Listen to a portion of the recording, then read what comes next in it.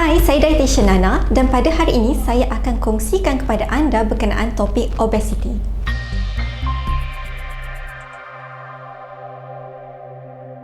Tinjauan Kebangsaan Kesihatan dan Morbiditi ataupun National Health and Morbidity Survey 2019 menunjukkan satu daripada dua dewasa dalam kalangan kategori berat badan berlebihan ataupun obes iaitu sebanyak 50.1%. 30.4% mempunyai berat badan berlebihan manakala 19.7% adalah obes. Selain itu, 52.6% dewasa mempunyai obesiti abdomen. Obesiti abdomen dikategorikan di mana ukur lilit pinggang bagi lelaki melebihi 90 cm dan bagi wanita melebihi 80 cm.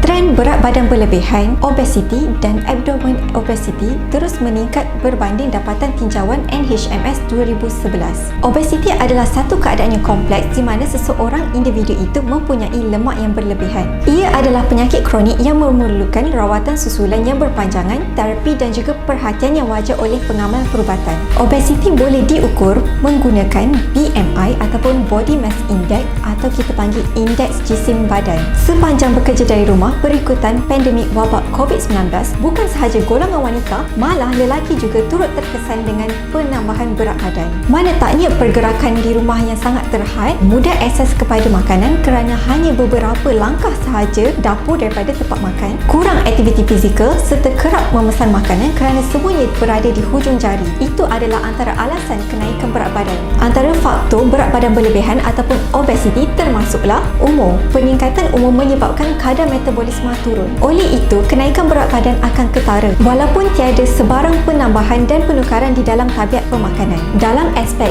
jumlah, jenis dan juga kekerapan. Seterusnya, jantina. Kaum wanita mempunyai kebarangkalian yang lebih tinggi untuk menjadi obes berbanding dengan kaum lelaki. Ini kerana wanita mempunyai kadar metabolisme yang lebih rendah berbanding kaum lelaki. Masalah obesiti ini akan menjadi semakin meruncing apabila wanita itu telah mencapai tahap menopause. Selain itu, keturunan. Individu yang mempunyai genetik ataupun daripada keluarga yang memiliki berat badan berlebihan ataupun obesiti akan lebih cenderung untuk menjadi obes ataupun mempunyai berat badan yang berlebihan. Seterusnya, aktiviti fizikal. Kurang melakukan aktiviti fizikal ataupun tidak menjaga pemakanan secara sihat adalah antara faktor yang boleh menyumbang kepada peningkatan berat badan yang berlebihan. Selain itu, faktor psikologi. Ramai individu akan makan berlebihan ketika menghadapi tekanan atau mempunyai ketidakstabilan emosi. Seterusnya, penyakit. Walaupun tidak kerap, obesiti boleh berlaku kepada individu yang mempunyai penyakit hypothyroidism, kemurungan atau penyakit di bahagian otak yang menyebabkan pesakit untuk makan berlebihan. Yang terakhir adalah ubat-ubatan. Ubat-ubat seperti steroid atau ubat-ubat yang digunakan untuk merawat kemurungan adalah antara faktor yang boleh menyumbang kepada kenaikan berat badan. Seperti negara lain, Malaysia juga tidak terkecuali daripada penyakit obesiti atau berat badan berlebihan kerana kedua-duanya adalah faktor risiko utama yang sering dikaitkan dengan penyakit kronik yang tidak berjangkit. Jika anda tidak mengawal berat badan anda, tidak mustahil anda boleh meningkatkan risiko terjerumus ke arah implikasi obesiti. Antara implikasi obesiti termasuklah penyakit kencing manis, penyakit hepatobiliari ataupun hati berlemak, dyslipidemia atau kolesterol tinggi, metabolic syndrome, sleep apnea ataupun masalah sukar tidur, penyakit jantung coronary, tekanan darah tinggi dan juga gout.